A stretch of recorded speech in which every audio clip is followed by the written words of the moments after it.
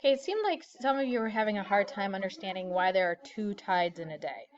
So this is, it's a video. I'm going to play parts of it. But, so here's the moon, and then you've got the bulge toward the moon. Here are you. There's a high tide at this point, but you have to remember that the Earth is rotating as well. So when you're at high tide here, facing the moon, about 6 hours later, you're at a low tide because you're at right angles to the moon as the Earth rotates.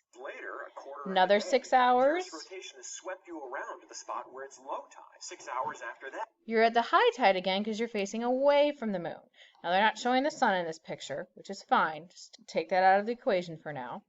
And then again another 6 hours. high tide again, and then another 6 hours later, You had another low tide.